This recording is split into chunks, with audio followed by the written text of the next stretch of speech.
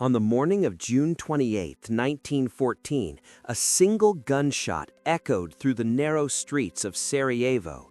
Within hours, that sound would begin to ripple across Europe, then across the world, dragging empires, armies, and millions of ordinary men into a war they neither wanted nor fully understood. This is not just the story of an assassination, it is the story of how a chain of fragile decisions, personal grudges, political fear, and sheer coincidence turned one violent act into the spark that ignited the First World War. In this video, you will see how the assassin almost failed, how the target unknowingly drove into death, and how the world sleepwalked into catastrophe. If you enjoy these war journeys, I invite you to like, subscribe, or share a thought in the comments below. This helps others find their way here too. For now, let's begin our journey. Sarajevo in 1914 was a city on edge. Officially, it belonged to the Austro-Hungarian Empire, but its streets were filled with Slavic nationalism, resentment, and quiet anger. Bosnia-Herzegovina had been formally annexed by Austria-Hungary in 1908, a move that outraged many Serbs who believed the region should belong to a greater Serbian state. The tension was not abstract, it lived in cafes, schools, and secret meetings. Young men whispered about revolution, older men warned that empires do not forgive rebellion. Archduke Franz Ferdinand, heir to the Austro-Hungarian throne, was not universally loved even within his own empire. He was known as stubborn, blunt, and deeply conservative. Yet paradoxically, he supported reforms that would grant more autonomy to Slavic peoples within the empire. This made him dangerous in two ways: to nationalists who wanted independence and to elites who feared reform. His visit to Sarajevo on June 28 was meant to be a show of imperial authority. Instead, it became a fatal provocation. The date itself carried symbolic weight. June 28, known as Vidovdan, was sacred in Serbian national memory. It commemorated the Battle of Kosovo in 1389, a legendary defeat that became a symbol of sacrifice and resistance. For Serbian nationalists, the arrival of the Austro-Hungarian heir on that day felt like an insult. For extremists, it felt like destiny. The plot to assassinate Franz Ferdinand was not the work of a single man acting alone. It was the result of a loose network of young Bosnian Serbs connected to a secret Serbian organization known as the Black Hand. Officially called Unification or Death, the Black Hand believed violence was a legitimate tool to liberate Slavic lands from imperial rule. While the Serbian government did not openly endorse assassination, elements within its military intelligence were aware of the plan and chose not to stop it. Among the conspirators was Gavrilo Princip, a thin, sickly 19-year-old who had grown up in poverty. Princip was not a professional killer. He was a student, a dreamer, and a radical nationalist who believed history was shaped by sacrifice. He and the other assassins were given pistols, bombs, and cyanide pills, though the poison was later found to be weak and unreliable. They were trained quickly, imperfectly, and sent across the border into Bosnia. On the morning of the visit, 6 conspirators positioned themselves along the Archduke's motorcade route. The plan was simple: if one failed, another would act. Yet almost from the start, everything went wrong. The first assassin lost his nerve and did nothing.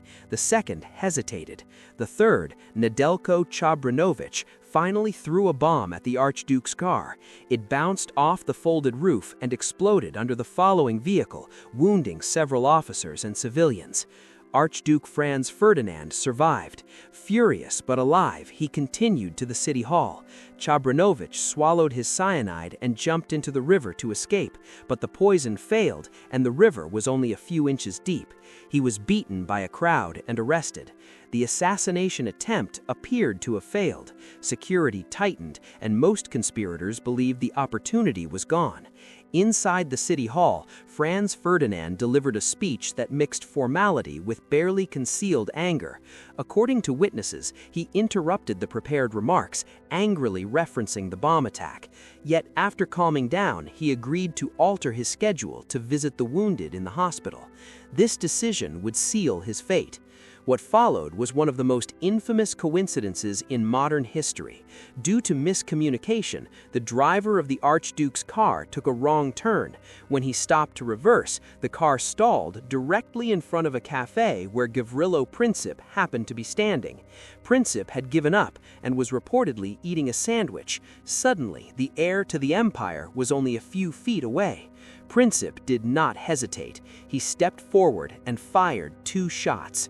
One bullet struck Franz Ferdinand in the neck. The other hit his wife Sophie in the abdomen. Witnesses later described chaos, screams, and disbelief. Sophie collapsed first. Franz Ferdinand reportedly said, "Sophie, Sophie, don't die. Stay alive for our children." Within minutes, both were dead. The assassination shocked Europe, but not in the way we might expect today. There was no immediate sense that a world war was inevitable. Instead, there was confusion, outrage, and diplomatic maneuvering. Austria-Hungary blamed Serbia, seeing the assassination not as an isolated act, but as an attack on imperial authority. Germany offered Austria-Hungary what became known as the blank check, promising full support even if war resulted. Serbia denied direct involvement but refused to accept all of Austria-Hungary's demands, particularly those that violated its sovereignty. Russia, seeing itself as protector of the Slavic peoples, began to mobilize. France stood by Russia. Britain hesitated but watched closely. Within weeks, alliances locked into place like falling dominoes. One of the most unsettling facts about the assassination is how preventable it was. Security was minimal. Routes were published in advance. Local authorities underestimated the threat. Even after the bomb attack, procedures were not properly adjusted. History did not turn on a brilliant plan, but on incompetence, chance, and human error. Another overlooked fact is that Franz Ferdinand himself was not eager for war. He reportedly opposed a military conflict with Serbia, believing it would destabilize the empire. His death removed a moderating voice from Austro-Hungarian leadership, leaving hawks and hardliners in control at the worst possible moment. The assassins, meanwhile, did not live to see the consequences of their actions. Princip was too young to be executed under Austro-Hungarian law. He died in prison in 1918 from tuberculosis, weighing barely 40 kilograms. By then, millions were already dead, and the world he hoped to change was unrecognizable. The assassination of June 28, 1914, did not cause the First World War by itself. Europe was already a powder keg of nationalism, militarism, secret alliances, and imperial rivalry. But it was the spark that set everything ablaze. A single wrong turn, a stalled engine, 2 bullets. These were the moments that pushed history over the edge. To understand how the assassination in Sarajevo became possible, one must look beyond the gunshots and into the shadowy world of secret societies, intelligence failures, and radicalized youth. Gavrilo Princip did not act in isolation. He was part of a generation shaped by humiliation, poverty, and the belief that violence could rewrite history. The men behind the bullets were not master strategists. They were young, impulsive, and driven by ideas far larger than themselves. Gavrilo Princip was born in 1994 in a remote village in Bosnia-Herzegovina. His family was poor, deeply religious, and Serbian Orthodox. As a child, Princip was small and frequently ill, but intensely intelligent. Teachers described him as quiet, serious, and consumed by books. He absorbed poetry, philosophy, and nationalist literature, particularly works glorifying martyrdom and sacrifice. Like many young men of his time, he believed that suffering gave meaning to life. When Princip moved to Sarajevo and later to Belgrade for school, his worldview hardened. He was exposed to revolutionary circles that mixed Serbian nationalism with romantic ideas of liberation. These were not disciplined political movements, but loose networks of students, poets, and radicals who spoke of freedom as something that must be seized, not negotiated. At the center of this underground world stood the Black Hand. Founded in 1911 by officers in the Serbian army, the organization operated in secrecy and embraced violence as a political tool. Its leader, Colonel Dragutin Dmitrijević, known as Apis, was a powerful figure within Serbian military intelligence. Apis believed Serbia's survival depended on uniting all South Slavs under one state, even if that required assassination and sabotage. While the Black Hand did not officially recruit Princip, its influence shaped the environment around him. Weapons, training, and logistical support were provided through informal channels. Border guards looked the other way. Documents were forged. No single authority fully controlled the operation, which later allowed everyone involved to deny responsibility. The assassins chosen for the Sarajevo operation were strikingly young. Princip was 19, Chabrinović was 20, Trifko Grabej was barely older. None had combat experience. Their training consisted of basic marksmanship and instructions to kill themselves after the attack. The plan relied not on precision, but on probability. Multiple attackers placed along a route, hoping one would succeed. This lack of professionalism nearly doomed the operation. Several conspirators lost their nerve when the Archduke's motorcade passed. One later testified that he was paralyzed by fear. Another claimed the police presence intimidated him. These were not hardened killers. They were terrified young men facing the irreversible weight of their actions. When Chabrinović threw his bomb and failed, the conspiracy seemed finished. Most of the attackers dispersed, believing the opportunity had passed. Princip himself wandered the streets in despair. Later accounts suggest he was deeply shaken, convinced he had failed both history and himself. That he happened to be standing near the Latin Bridge when the Archduke's car stalled remains one of history's most chilling coincidences. After the assassination, Austria-Hungary moved quickly. Sarajevo was placed under heavy security. Suspects were rounded up, interrogated, and beaten. Under pressure, the conspirators began to confess, revealing links that extended beyond Sarajevo into Serbia itself. What the investigators uncovered alarmed Vienna. The trials that followed were as much political theater as legal proceedings. The Austro-Hungarian government sought to prove that Serbia, as a state, bore responsibility. Yet the evidence was murky. While Serbian intelligence officers had facilitated the plot, there was no direct order from the Serbian government to assassinate Franz Ferdinand. This ambiguity would become central to the diplomatic crisis that followed. Princip's courtroom testimony was defiant. He did not deny his actions. Instead, he framed them as an act of liberation. He declared that he loved his people and felt no hatred towards Franz Ferdinand personally. To Princip, the Archduke was a symbol, not a man. His words shocked observers with their calm certainty. Sentencing revealed another irony. Because Princip and several others were under 20, Austro-Hungarian law prohibited their execution. Instead, they received the maximum sentence of 20 years in prison. Older conspirators were hanged.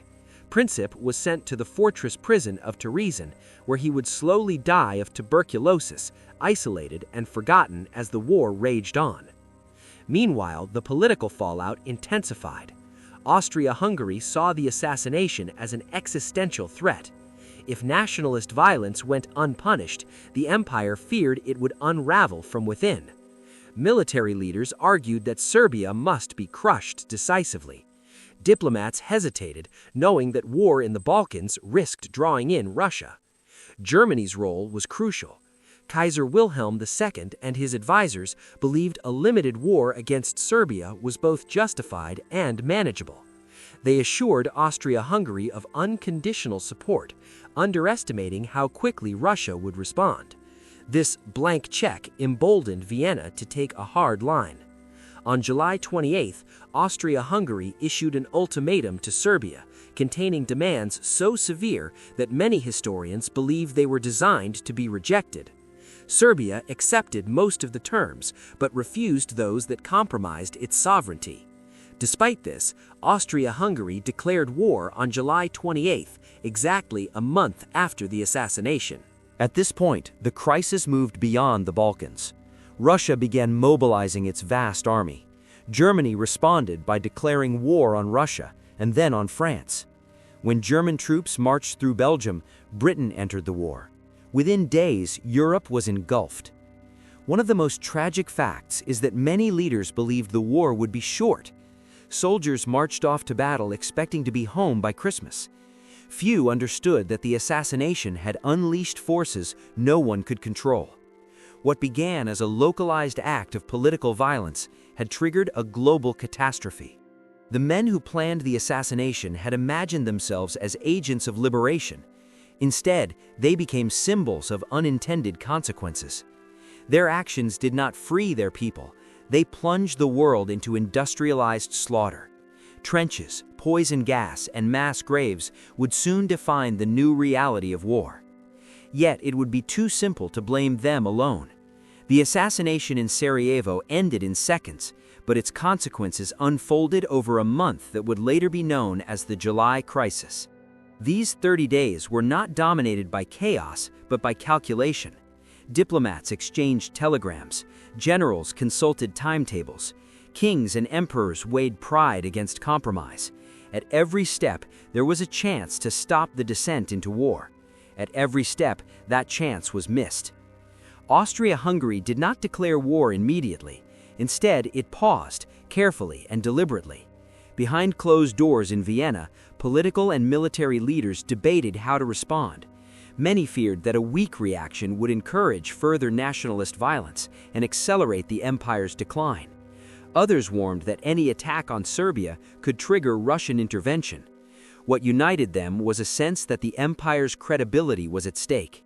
It was during this pause that Austria-Hungary turned to Germany. On July 5, 1914, representatives met with Kaiser Wilhelm II. Germany's leadership viewed the assassination as an opportunity to strengthen its position in Europe. They believed Russia was not yet ready for a full-scale war, and that Britain might remain neutral. The result was the infamous blank check, a promise that Germany would support Austria-Hungary no matter what actions it took against Serbia. This assurance proved fatal. With German backing secured, Austria-Hungary drafted an ultimatum designed to be unacceptable.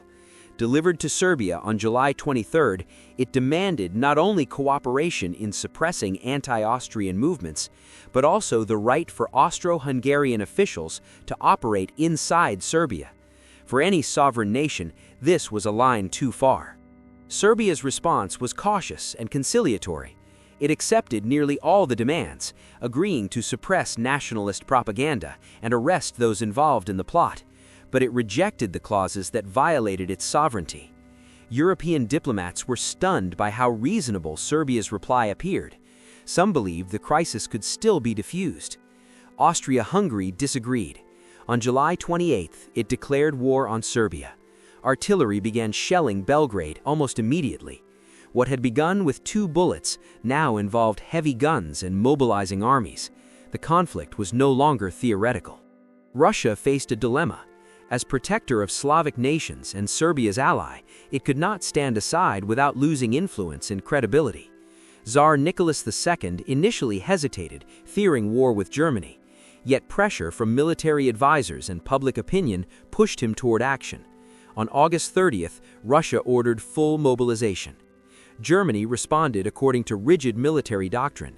Its war plans, particularly the Schlieffen Plan, left little room for diplomacy once mobilization began. On August 1st, Germany declared war on Russia. 2 days later, it declared war on France. When German troops crossed neutral Belgium, Britain entered the conflict, bound by treaty and alarmed by the threat to continental balance. In just over a week, the major powers of Europe were at war. None had fully intended this outcome. Each believed it was acting defensively. Each assumed the others would back down. Instead, mobilization schedules and alliance obligations replaced reason. One of the most tragic elements of the July crisis was the speed at which human judgment was overtaken by systems. Railways were booked months in advance for troop movements. Mobilization meant war. Once initiated, it could not easily be reversed. Leaders who hesitated feared falling behind rivals who might strike first. Public reaction varied. In many cities, crowds cheered as war was declared. Newspapers spoke of honor, duty, and inevitable victory. Few grasped what modern industrial war would mean. The assassination of Franz Ferdinand was already fading into the background, replaced by grand narratives of national destiny. Yet at the heart of it all remained that moment in Sarajevo. Without it, there might still have been war, but not then, not in that way. The assassination provided legitimacy for actions leaders already feared and desired.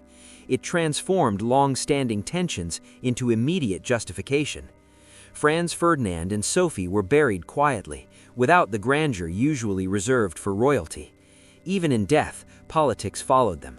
Many leaders skipped the funeral, fearing it might distract from mobilization. The man whose death reshaped the world was already becoming a footnote to the catastrophe it unleashed. By the end of August 1914, Europe was unrecognizable. Borders became front lines. Young men filled trains heading to the unknown. The assassination that was supposed to liberate a people had instead trapped an entire generation in war. More than a century has passed since the gunshots in Sarajevo, yet their echoes still shape the modern world. The assassination of Archduke Franz Ferdinand is often reduced to a single sentence in history books, but its true significance lies not in the act itself and not even in the men who carried it out, but in what it revealed about the world at the brink of collapse. It exposed how fragile peace had become, how rigid power structures were, and how easily human lives could be sacrificed to preserve national pride. One of the most misunderstood facts about the assassination is that it did not make war inevitable on its own. Europe in 1914 was a continent obsessed with strength. Military power was equated with survival. Diplomacy was viewed as weakness. The assassination merely removed the last restraints. It gave leaders moral justification to act on plans already drawn, timetables already prepared, and fears already entrenched. In the years following the war, the event was mythologized in different ways. In Austria-Hungary, it became proof of Slavic treachery. In Serbia, Gavrilo Princip was transformed into a symbol of resistance, a young man who dared to strike an empire. In Western Europe, the assassination was often portrayed as a tragic accident that spiraled out of control. Each interpretation served a purpose, shaping national memory rather than historical truth. The reality is more uncomfortable. The assassination succeeded not because of brilliance, but because of negligence. Security failures, poor communication, and complacency created the conditions for tragedy. History did not turn on inevitability, but on human error. A missed arrest, a wrong turn, a stalled engine. These details remind us that the course of the world can hinge on moments that feel insignificant at the time. The long-term consequences were staggering. The First World War killed more than 16 million people and wounded countless others. Empires collapsed, monarchies vanished, entire regions were destabilized. The Treaty of Versailles, shaped by the war's outcome, sowed the seeds of future conflict, directly contributing to the rise of extremism and the outbreak of the Second World War. In this sense, the shots fired in Sarajevo did not end in 1918. They continued into 1939 and beyond. Gavrilo Princip did not live to see any of this. He died believing he had struck a blow for freedom. Franz Ferdinand did not live to see that his death removed one of the few leaders who opposed war with Serbia. Millions who marched to war believing in honor and glory never lived to see the world they left behind. Perhaps the most chilling lesson of the assassination is how quickly societies can accept catastrophe once it is framed as necessary. In 1914, ordinary people trusted their leaders, their newspapers, and their institutions. They believed war was unavoidable, even cleansing. By the time the truth became undeniable, it was far too late. Today, the assassination of Franz Ferdinand remains a warning, not about a lone assassin, but about systems that reward escalation over restraint, about alliances that remove flexibility, about leaders who fear losing face more than losing lives. It reminds us that history is not driven only by grand forces, but by choices made under pressure, often by fallible human beings. The road to the First World War did not begin with hatred alone. It began with fear, pride, and the refusal to step back, and it ended in trenches filled with mud, blood, and silence. If you've stayed until the end of this documentary, leave a comment below with the keyword Sarajevo to let us know you watched it all the way through. Tell us what you think. Was the war inevitable, or could it have been stopped after the assassination?